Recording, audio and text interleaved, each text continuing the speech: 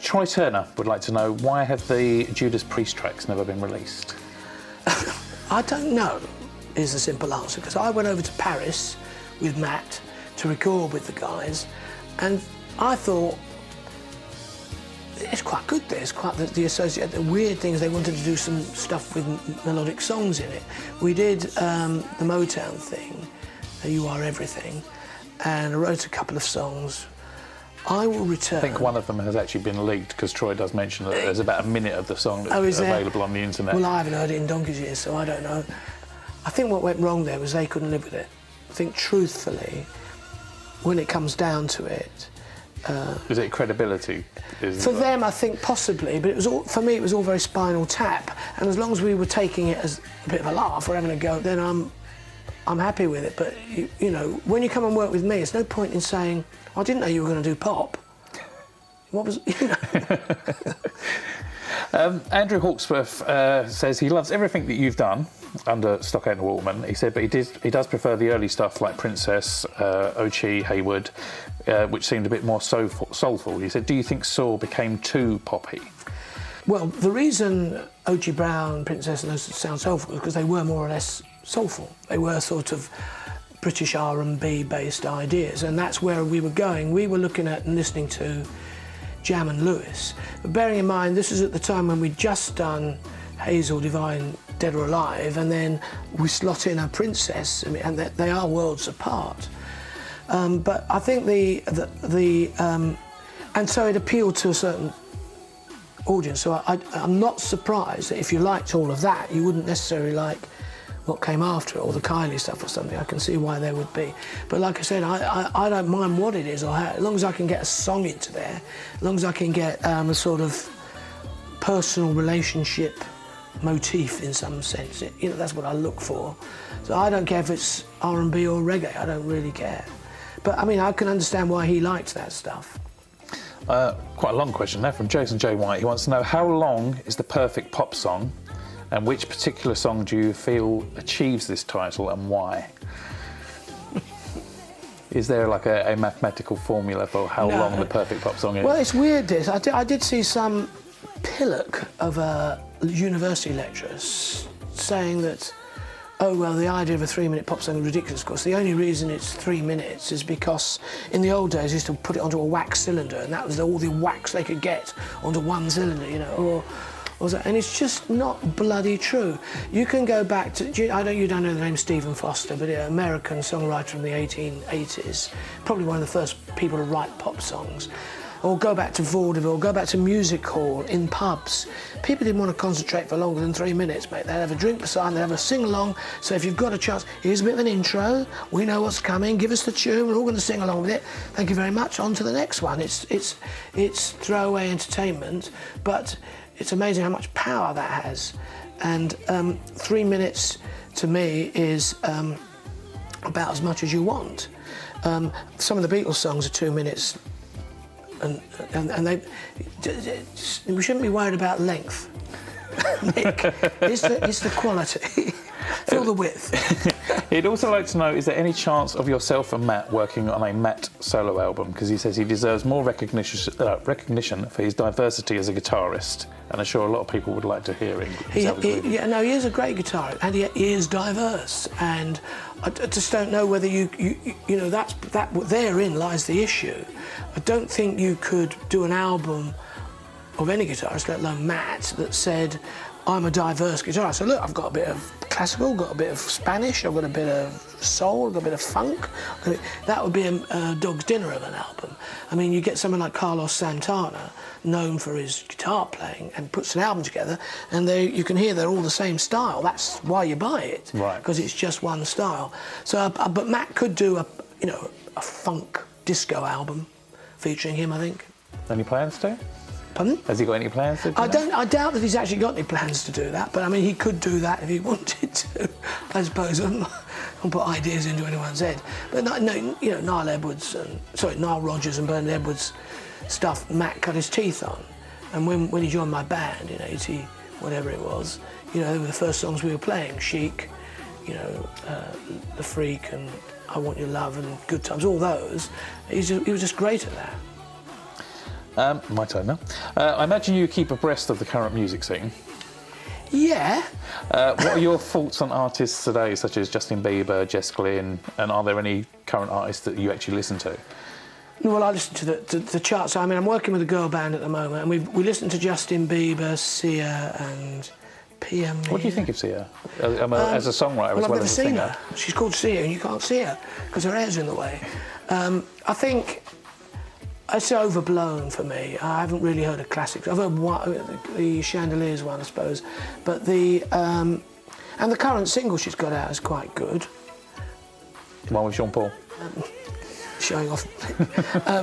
In any 1 year, there might be 2 or 3 that you think, well, they were great, and they may form part of a canon of pop, if you like. You know, a few years ago you had Rihanna's Umbrella, which was sort of a good little moment in time, or you got the Nile Rodgers one, you know, with Daft Punk, or you got. There's a few records like that come out every now and again, and they stand as marker points, but the rest of it is forgettable, isn't it? It's uninspiring. Adele? No, I don't really get Adele. I did love Chasing Pavements as a song, because Egg White put something really good together there, I think. I don't like Histrionics, although I do think she's got a great voice, but they've got a problem, because you can't do lightweight pop with her. And she's not going to be a pop. It's very serious sort of song. It's too worthy for me and too overwrought. She's not that unhappy. People aren't that unhappy. Got a great voice, you're earning a lot of money. Cheer up. George Mulcahy, I think it is, would like to know why High Energy doesn't cross over anymore, and do you think it'll ever have its time again? Well, there is High Energy out there.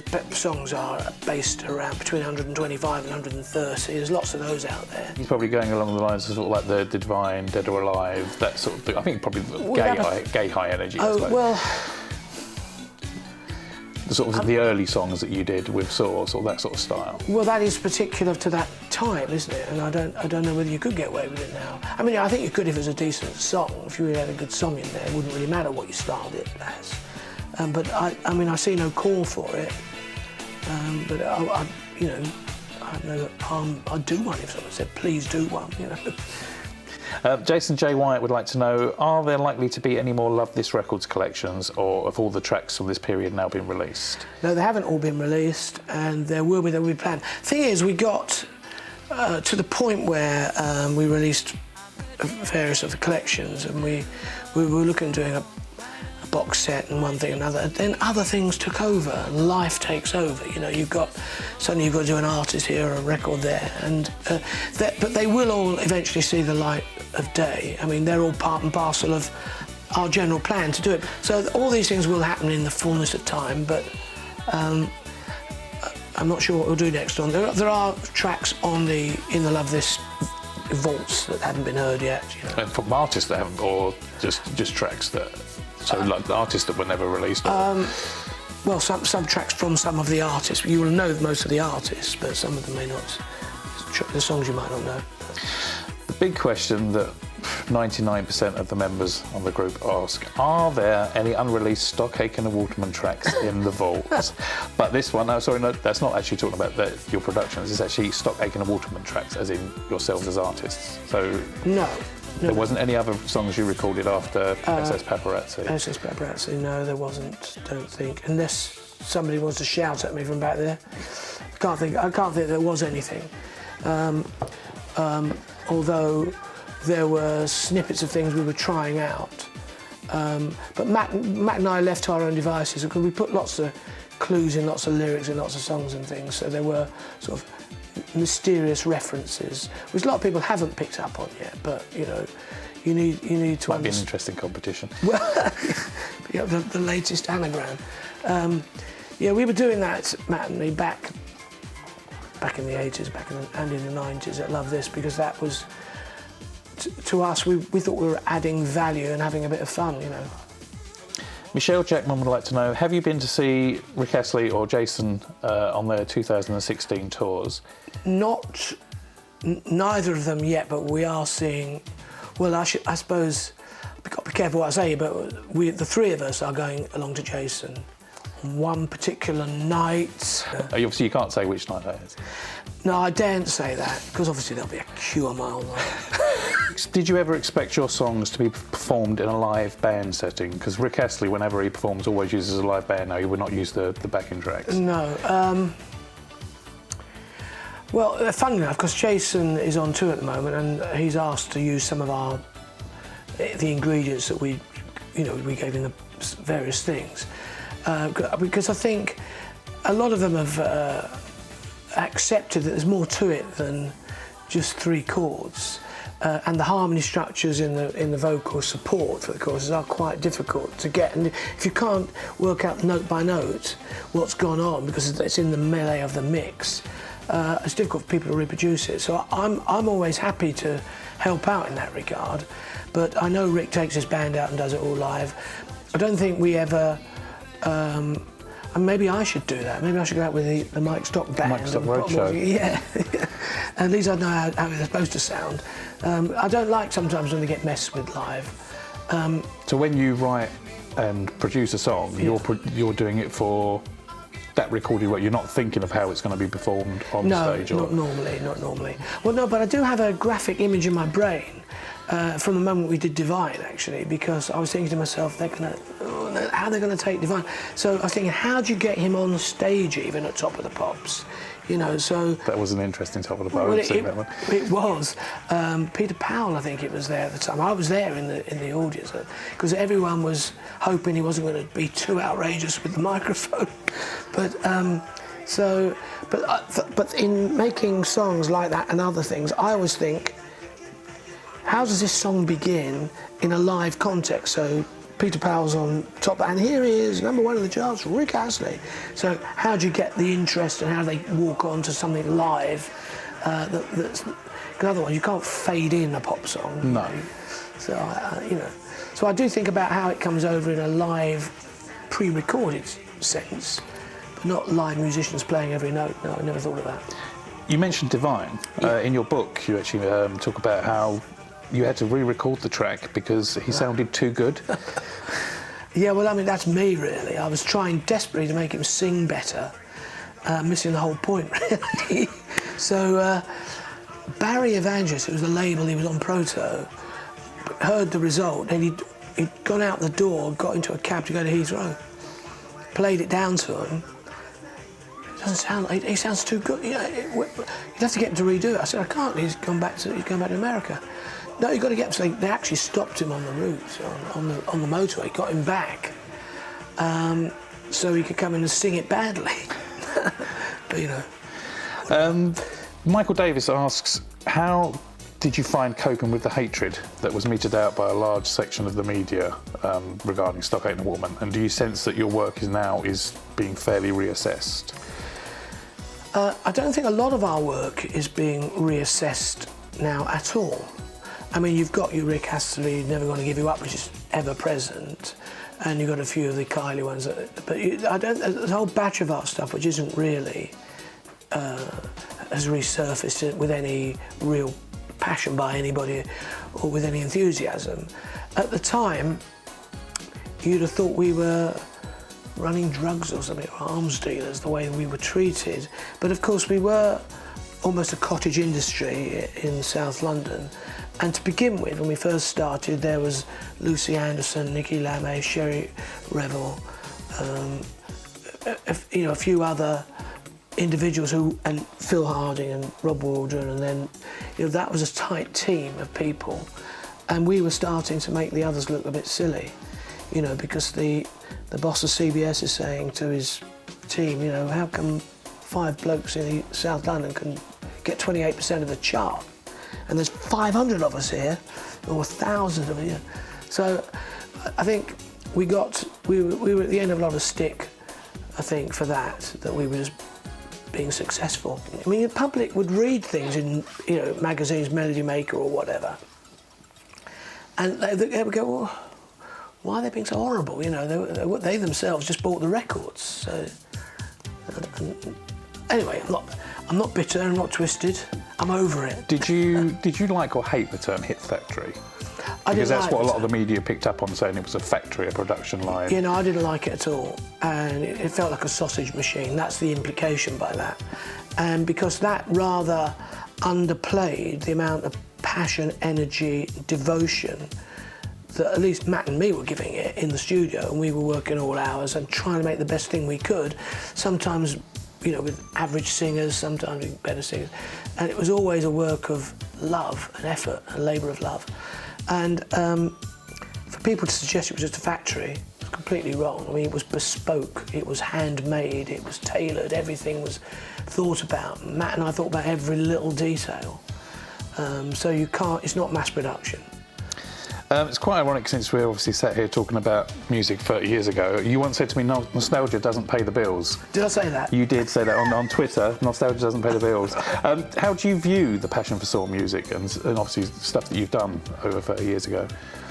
Well, it's good to see some of it coming back like that, some of the passion being reciprocated, because, I mean, we did put a lot of that into it. I don't know, like I say, there's a lot of songs that, you know, it isn't just Venus, it isn't just I Should Be So Lucky, it isn't just, you know, This Time I Know It's For Real or something.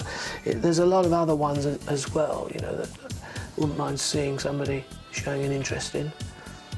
Stephen Coverdale would like to know, have you ever considered operating in a similar way to Diane Warren? Because he thinks that you could write for anyone in any style. Thank you, if that is a compliment. Thank you very much. I probably do feel I could write to anybody in most styles that there are, and if somebody gives you a brief, you know, I could probably do that, yeah. Diane Warren has her own unique approach to things. So, you know, I'm not sure I would follow her to the letter in the way she operates, but... It's been said that you and Matt wrote I Should Be So Lucky in 20 minutes. Is this true? And if so, is that the fastest song that you've ever written? I'm talking about writing rather than obviously the actual production. Yeah, well, the song was kind of forced on us because of the situation. I mean, it's been well known, I've talked about it enough times. It takes a lot when you're up against it, and the artist is sitting out there waiting for you. It takes a lot of experience and to a certain extent, you know, expertise, if you like. You've done it enough times before. You've got to bring one out of the bag now. You've got to get it, or pull the rabbit from the hat. You've got to do it. And knowing that we had a limited time, we just did it quickly and got to the point. But it was a very basic backing track that we gave her, and she just sang the bare bones of the song. And I think she sang it, you know, we did it line by line like we would normally do, start with a bit of the chorus, then go back and do a bit of the verse, you know. So it was all done and completed very, very quickly and written as we were going. As she was singing the first verse, you know, I was thinking about the second verse, you know. So, but it belies the probably 40 years of joint experience before that, you know, that we both had anyway, Matt and me. Pete was somewhere in Manchester at the time, so he'd forgotten she was even coming down. So that, but then again, I was kind of used to that, because, you know, on any day you don't know who was going to walk in. Your music during the Saw days appealed to a lot of the gay scene. Was this a conscious thought when you were writing the songs? God, you know, it's a difficult one to answer and be really 100% honest, because in fact one thing led to another. In my heart, you know, it's because I'd say to somebody, well, you know, I like Judy Garland. I do. I love her performances. They're heartfelt. So everyone assumes I must be gay or something like that, you know, because what we were writing and the songs we were making, I felt we were going for the mass market. Because to me, if you were gay and if you were a woman, because women like the songs as well, like the records, because they're open, they're not, because what's the choice otherwise?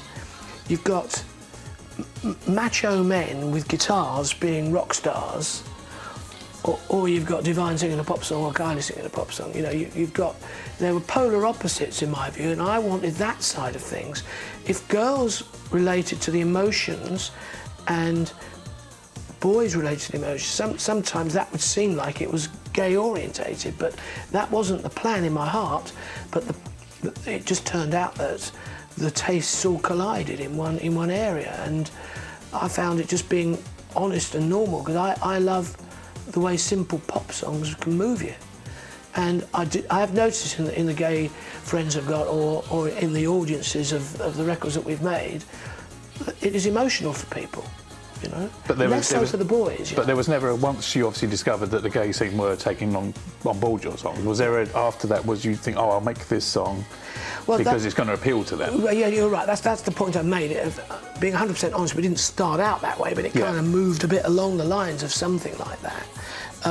Although I never liked it. In fact, one A&R man came to me at Union Street and said, oh, we want to make a record because we're going to try and capture the pink pound. I thought that was condescending and patronising. Oh, it annoys me with businesses. I told him, I said, look, we should be making a record that everybody loves. The fact that, you know, the gay community might as well is a bonus, but not, you don't just go out and then say, we don't want you because you're straight. That doesn't work for me, you know. So I just think it just happens to be the case that the gay community, when it's the boys, get emotional about music. The girls get Kylie songs, singing along to Kylie songs, yeah. The girls get quite emotional about it, but the straight boys who like posing and being don't. No. For them, it's a badge of honour. They wear their music, you know, they thump the guitars and punch the air. There's no real emotional connection. Will the newly reformed Stock Aitken Waterman, Yeah. I'm assuming obviously we are talking about you are reformed totally. at this point, will you be working together on any new material in the future? Should you be approached by any artist or label? Well, yeah, I mean, I think what that's getting at is there was talk with Kylie, who's sort of moving from one label, finished her Parlophone days, I think she's moved around a bit over the last couple of years. There's a potential for her to have signed up to a new deal somewhere. And if we are approached to do that, then we would, you know. And we've already said that, and we've already had a bit of dialogue about it. I mean, I'd welcome it, so. But would you be reforming as in a permanent thing, or just would it be that one project? Well, I think, you know, like all these things, Nick, you do it, you see how it goes. I mean, if it becomes highly successful and it develops its own legs, and then you follow it, don't you? I think we probably would if we felt it was going to go somewhere. We'd all chip in. Do you realise there's going to be a major campaign now to get Kylie to work with you? There are rumours aplenty about a second Donna Summer album. Another one. This one keeps coming up. Was it ever planned, and why did it? No, you know what? It's a big regret of mine, because she was great to work with, and you don't get it very often, you know. Cliff Richard was brilliant at just delivering you a song, and Paul McCartney, when we worked on things, they're just brilliant because they are just got that magic in them. Donna had magic in her, and she was interpreted your songs, and I sang her my little tune, and it came back glorious, you know. So I would have done more with her, done another album. Unfortunately, the crossover with when she wanted to work again, and me leaving the structure with Pete Waterman, that Matt had formally left. I believe there was stuff going on, like there was with Sybil, like there was with Lonnie Gordon, but they went back to Pete. And in a sense, no request came to me to work with Donna again, although I would have done. And I believe she actually recorded something with Pete, or with somebody Pete would put in. So you hadn't actually written any songs or anything in preparation for a possible second album? I was asked by, I had actually got something in mind, and I was asked by Steve Mason, who used to run Pinnacle, manufacturing distributing plant that was down in Orpington Way, who used to do the PWR records. Donna was back in, and he was proposing something for her. So he suggested something to me, and I thought about it, and I thought, no, actually, I've got a better suggestion along the same lines. And I proposed it to them for Donna to do a particular song. But in the end, nothing came of it, because I think the approach was never made to me. It came by a third party, and I think if you wanted a song or wanted to make a record, you'd have to come to me and Matt. And if Matt wasn't around, you'd just have to be me. You know, that's just the way it is. One of the follow-ons from that was that there was a rumour that Happening All Over Again was written for Donna, and it was obviously, when the second album didn't come around, it was then given to Lonnie. Well, look, I suppose people are saying, this has come up a couple of times, hasn't it, even in your questions on other songs, because the Reynolds Girls' sound is a bit like Mel and Kim, therefore. Well, I mean, I think that Donna Summer and Lonnie Gordon's sounds, there are comparisons, but no, it wasn't. It was written for Lonnie, and in particular, so I changed some of the melody lines to suit, because you don't know when you're working with somebody. You're sitting, you've got this song, they sing it, and you go, oh, maybe do this, maybe do that, and so it was tailored to her. A technical question now. I know you like talking about technical questions. Mark Mayhew, he says, do you have a favourite key when you compose a song? And do you like to do a key change halfway through a song? Key changes are... Well, I don't particularly have a favourite key, but you take... I like chord changes, and they lift your song and make your melodies go somewhere that could otherwise become a little bit boring. And I did it on... let me show you this, on I Should Be So Lucky, for example. So is this going to change the world now? So that's where the song starts. In my imagination, and then I flipped it up a tone. But I didn't carry on. I went. Now I'm into another key.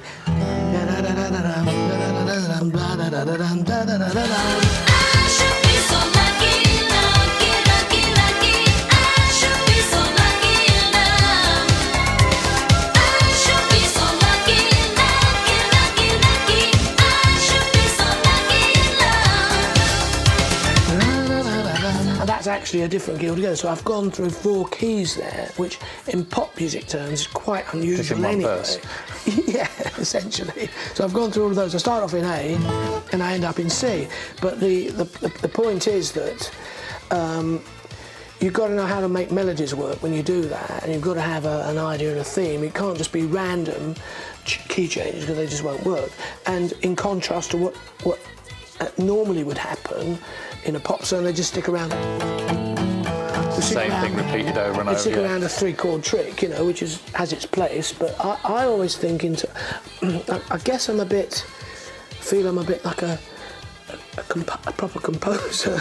Trying to feel like I am a bit. You are a proper composer. Well, I know. You move through passages and music.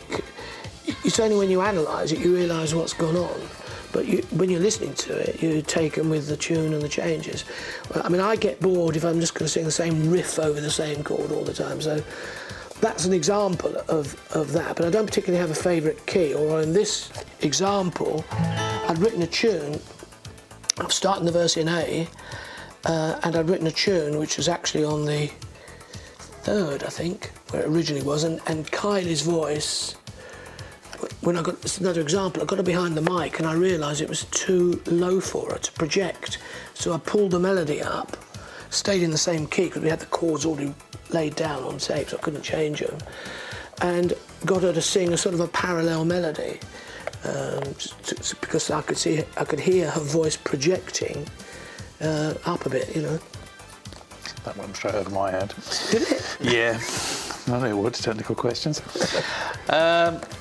Tony King. Yeah. You former colleague of yours. He is, yes. He would like to know, do you think Bananarama deserved the co-writing credits? It's a cheeky one. Is that Tony being the devil? This might not make it into the actual final interview. That was the deal we had, and... Do you agree with those sort of deals? I think... needs must when the devil drives. I think the problem here is that I think they insisted on it. We wanted to work with them, and they were the terms. Did they actually contribute any? Mainly on the lyric. So because that's the sort of thing they're going to have to come out of their mouth. The backing track and everything else you've done is not something they can have much of involvement with. But then you're sitting down and you're saying, well, this song is called this, and here's a bit of a lyric, what you think, and then there's a bit of a toing and froing, because effectively on those songs, there's 6 writers. Well, Pete really shouldn't have been there either, really, but that was the deal you had. Yeah. And I like to think, that I. But he didn't. From your book, he took a less share of the publishing because he paid for something. Well, he paid for the cost of the publishing out of his 30%, because a publisher always has to take his administration costs or something like that. But that was the deal we shook our hands on, and sort of and we shook our hands effectively with Bananarama saying you can co-write with us. And I like to think that at least I honoured that deal. Right, sticking with Bananarama. Bananarama were difficult, apparently, in quotes. This is this true? I mean, this has been documented in Pete's book as well, I believe. Well, as their characters are, and when you see them in some of the earlier stuff, Fun Boy 3, they look quite sullen and quite moody, and they really were a bit like that in the studio. I'm not sure, because the first thing I did with them was Venus, the very, very first thing. We didn't record it at the Vineyard either. I recorded it in the Chocolate Factory in Deptford, recorded their vocals, and I did it in about an hour. And they said, no, we normally spend 3 days on the vocals. I said, well, I've done it, it's an hour. What do you want me to do? What should we do? So they went off, I took the tape back to the Vineyard, and we put it together. Of course, that's #1 in America. So they've suddenly worked for 2 hours in the studio with me, and got a #1 record, and now they're going to come in and do the rest of an album or something. I think they thought it was as easy as that then. Who was more difficult, Dead or Alive or Bananarama? Well, Dead or Alive we didn't take part in the writing of, but there were battles between, because everyone's fighting for their own position. Pete's safe, I'm the singer, I'm the front man. Pete Burns, I mean. Mike and Tim, Steve was Pete's, right-hand man, if you like, and the other two were probably slightly feeling that their position needed justifying, so they're always trying to interfere with what we're doing in the studio. So the battle's really between me and Matt and Tim and Mike. So Pete Burns was just larger than life then, as he still is, and caustic, can be very sarky, cutting, but not in a way that prevented the music being done, whereas there was fights in that department with the others, but yeah. Steve Gobin would like to know, after Pete Hammond and Dave Ford left PWL, they worked on a lot of Japanese pop songs. While Saw and PWL's success was unfortunately decreasing in Europe, that style of music kept on being successful over there in the 90s and into the early 2000s. Yeah. Why didn't you compose songs for Japanese artists at that time? I haven't actually done that for any of those things. We had a deal with Avex when we were at Love This, and we sent over a compilation album that they asked for, dance covers for dance lovers, I think that's what it was called, where they asked us to do a bunch of established known songs and just dance them up a bit.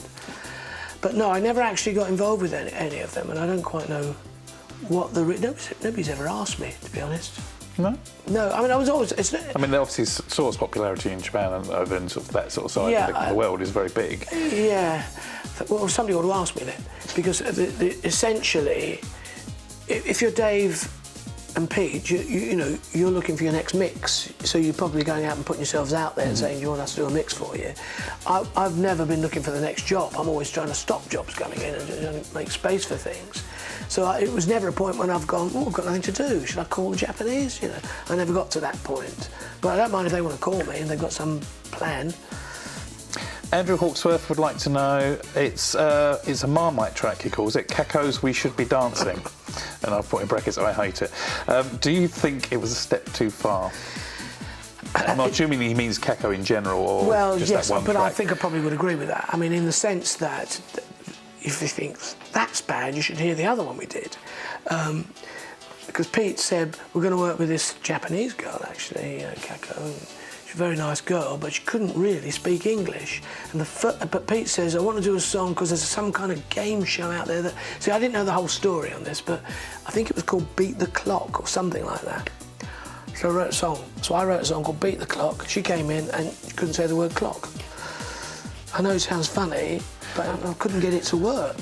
So we said, forget that. So we should be dancing. There's no L's or R's in that. And, sometimes you have to do that, because, another famous song that we did had I won't even go into it, but somebody had a speech problem and you had to accommodate. Get the S's. No, it wasn't the S, actually. So with Kako, it was one we struggled with. There's a few songs like that where you struggle to come up with something that really works. The artist isn't really giving you anything. I'll accept anybody's Marmite opinion. Which leads on to mine. Right, following on from Kako, Mandy is another hot source of conflict amongst Stock Aitken Waterman fans, especially on the group. Do you feel that working with her damaged your credibility, or are you proud of the tracks that you worked with her on? Well, I'm not unproud. I wonder why people feel that about Mandy. I mean, to be honest, at the time, we weren't that comfortable, Matt and me, with it. Because we'd seen all the newspaper reports, one or the other. But Mandy is a lovely girl. Gorgeous looking, but a nice person as well. And back then, the whole idea of people wanting to be famous for being famous, like you go on Big Brother or that was very new at the time. So, or getting in the newspaper because you're having an affair with an older man or a ridiculously old man and you're only a young child. Yeah. Those were newsworthy. But she was an innocent girl, really. Were you surprised that the songs didn't do better than what they did? I mean, I Just Can't Wait was quite a big club hit. We did Positive Reaction with her, and we as a song, and we went to watch her do it at a gig. I can't remember where it was now, to launch her. So we had a few press there and cameras, and a crowd there. As soon as she took to the stage, they all booed her before she'd opened her mouth. So you have. It's because of who she was. Yeah, but that's what I mean, and I think that's what colours all of this, because she wasn't a singer in any real sense. So there was an element of why are we dealing with her at all, because she's not talented, but talent comes in different forms. This is another big sort of topic of conflict. There's been lots of talks about it, but can you confirm once and for all, did Rick Astley record a full version of Nothing Can Divide Us? Yes, he did, yeah. So he recorded the whole, because Absolutely. there's a mashup on YouTube of the chorus which Rick sings along with Jason's version. I don't know whether you've heard it or not. No, I haven't heard that, but I don't need to. But it's only the chorus. I yeah. recorded Rick singing that song. I even took the DAT digital tape home with me, and I had it for a number of years. Somebody stole it off me. Is it a full finished version? Full finished version of Rick singing the whole song. So someone out there has a DAT? Yeah, of the whole song. Of the whole song? Rick, for his own reason, couldn't live with it. It was at the point when he was thinking of jacking it all in anyway, so that's why we gave it to Jason. Do you think people will become so uninspired and fed up by what passes for music today that inevitably there will be a massive resurgence of feel-good pop, Saw style, in the coming years, to the point where it becomes mainstream again and less of the niche, nostalgia-driven market that it is today? Well, I hope it's not going to be just niche nostalgia forever and a day. I think the thing here appears to be that what younger record buyers are buying are not songs. They buy into artists, and they buy into a look or a style or if they've been on X Factor or for whatever other reasons, that's divorced from real appreciation of songs. And I've listened to Justin Bieber, about 5,000 million times now, but I can't understand the word he's saying. It's mumbled. And it's so electronically manipulated through the vocal tuners, which has a nice effect. But so the song, people are buying Justin Bieber because it's Justin Bieber. Yeah, there's no song involved in it. And although it's quite nice, the sound that's coming out, but we seem to be, it's confection, you see. So it's all the icing, but there's no cake in there, no pudding. But I'll say thank you to Robert McLean for that one. Oh, thank you, Robert. Phil Balocca would like to know how the process of working with Kylie changed over the course of the four albums you did with her, and did it work well? I suppose, it's quite a good question in the sense that it must have been obvious from the outside that she was growing up. That's certainly what was up. Because the style of songs changed. Well, she from was obviously occupying. The first album. Yeah, it was occupying her thinking. I could tell that. But I think we did quite well to go from I Should Be So Lucky to Better the Devil You Know, or Shocked or something. In just about 18 months to 2 years, we went that transition. But when we started with her, she was 19, and I thought I Should Be So Lucky was a great door opener for her. And so, although she's kind of had to live up to that, or live with that song for so many years, and there was some resentment. She's obviously recently started using it again. Well, I think there's nothing wrong with it. It is a good song. Yeah, it's what it is. And the only thing that changed was her attitude towards it. Now it's coming back around the other way. But so we went from there, and as she got a bit more confident in her own personality, who she was, because she'd been an actress. Who was she? I didn't even know who she was when she turned up. You know. She wasn't a Neighbours fan then. Well, Neighbours wasn't on in the UK like it became. It was only on at 5 to 1 or 10 to 1, just before the 1 o'clock news, on a Wednesday. It's only after we made because Neighbours was 18 months ahead of us in its filming.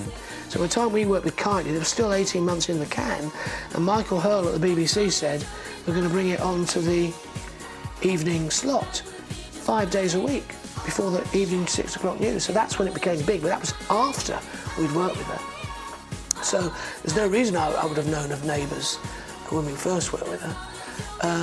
But I was in an episode of Neighbours when I went out there. They put me in the coffee shop.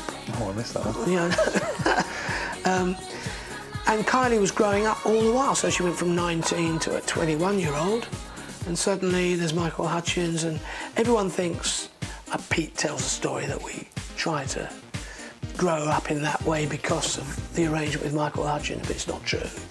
We were doing that anyway. Matt and I were busily doing it, you know, because we thought about these things. There's lots of clues in what we did, but a good example with Kylie is we would never use those early songs. You didn't use guitars; these were synths. Jason, we always used guitars. We always put those on there because that distinguished suited his image. It suited his image as well. Well, the image was what we gave him, and he liked In Excess or Midnight Oil or something, but effectively that distinguished the two, and so there was always, that's an obvious example, but in lots of other ways, subject matter, who was dominant, who was in control, in the lyrics, it was all thought about. You know, we didn't do it by accident. So when we get up to Better the Devil You Know or Shocked or those things, it's been a path to get there. Phil also wants to know, what's your favourite Kylie Saw track? I'm assuming that you don't have to pick the most successful. I mean, obviously, your favourite, I suppose, that you would. Well, I'll stick with the fans and say the ones that are the most successful. Of course I will. But there's other songs. Best of Devil You Know is turned out to be sort of an anthem. So, you know, I respect all of anyone's opinion on anything. Personally, my view is irrelevant. I like Say the Word as a B-side. I got that wrong when I did it on the rush quickly, but I got some good chord changes into that. Remember the Wells and Rance now. Turn It Into Love. Yeah. Originally recorded by Kylie, and then Hazel Dean recorded it. Was that the order? Yes. You're it was sure on, it was on Kylie's. Well, it was on Kylie's first album.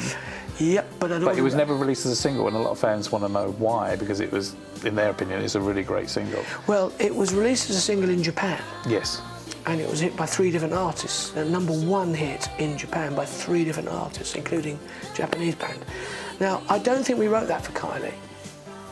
So you think it was the other way around? You wrote it for Hazel? Well, I'll have to recall, but we probably shelved it for whatever reason at the time. And when I went to Melbourne, we were looking for a follow-up to I Should Be So Lucky, and Kylie had walked out of the studio not having enjoyed the experience at all, felt like she was ignored, which she was.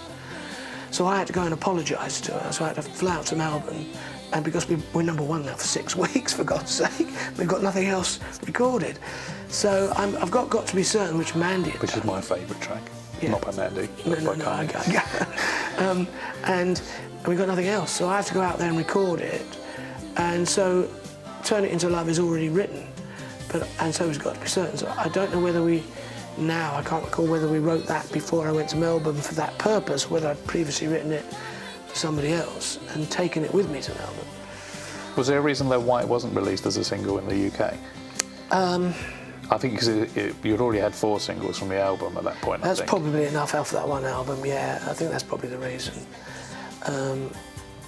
Yeah. I asked you on Twitter, and you said for wait for me to ask you here. Mel and Kim, Respectable. Yep. The Tay Tay Tay sample. Yep. Firstly, how did that come about? Yep. And secondly, I believe there was a bit of conflict with keeping it in or taking it out, or... Yeah, I mean, look, I have explained this before, but I don't know if it's... Because it makes Matt and me sound like we're always right and everyone else is always wrong when it comes to the musical content of your song. But since we're creating it in the studio, we understood why we did something. It wasn't just random. So Tay Tay Tay is the first line of Take or Leave Us. Put in the sampler and you can play it then on the keyboard. And there's some old reggae songs that use, it's almost like a gangster theme. Could only approximate it when you're using a vocal sample. And we introduced it into this track, which is Chicago house based. So we'd been given a tape. I was given a tape by Pete Tong, who was A&Ring at London Records, where Bananarama was signed. And he said, this is one, could we get something like this for Bananarama, following up Venus? So do something like this. I said, let me listen to it. Took the tape off him, listened to it. I thought, this is great for Mel and Kim. And so there was Steve Silk Curly, Daryl Pandy, Love Can't Turn Around. Do you remember those songs? There was Chicago house at a particular style. I thought this would be great for Mel and Kim. And so we were taking some of the influence. So on that Daryl Pandy one, there's a funny old trumpet sound, a bit random sounding. So we were going for all of that in what we were doing. Put the mix down, we thought it was fine, and we thought that the Tay Tay Tay was a good hook. Nick East, the record label manager, Supreme, he said, get rid of that, it's awful. Yeah, why is it awful? What's wrong with it? You know, well, we just don't like it. So Matt and I said, okay, fine, whatever. We didn't actually do it there and then because we'd finished the mix and we were moving on. But they were doing a gig in Holland the next night. And he rings me from Holland and says, don't touch it. Leave the Tay Tay Tays. Did you take them off yet? Don't put them back on if you have. Because the crowd love it. And they were singing, the hook. They were singing along in, which is the reason we put it on there. You know, and it's difficult to explain that when you're... What I've developed over the years is to force myself to stand back when you're doing something. I mean, Never Gonna Give You Up, we had it in the can for 6 months and nobody knew it was a hit. That was until, I think, is it Pit Stop played it at the Christmas party? No, that's not true. That I Should Be So Lucky. That's I Should Be So Lucky. That was played at Christmas party. And I looked at Pete and said, blimey, this sounds good. What is it? And Pete and I went up and said, oh, blimey, it's Kylie. No, the Rick thing, we had it, and actually we were coming upstairs. I was coming in at the morning, and a guy we had, he was called H, he was a DJ fella in the promotions office there, had it on the turntable, because we had test pressings of it. And I thought, this sounds really good. And I'd forgotten, you know, and Matt came in at the same time and we all agreed this, and Pete walked out of it. I said, this is what we're doing with this record, why haven't we got this out? You know, you could hear it, once you've separated yourself from the white hot, you know, oven where you're cooking these things, you could sometimes hear it. I mean, we couldn't tell we had such a hit. We knew when we got things wrong, you know, but you couldn't always tell when you had it perfectly right.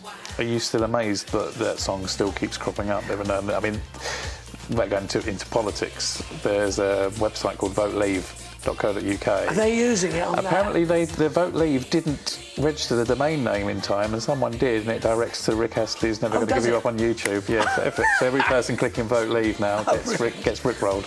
Well, that's interesting, because the Barack Obama used it, or his team did, for when he got elected, used the Rickroll thing, because they Rickrolled Senator McCain, didn't they, in the opposition, to make them look ridiculous.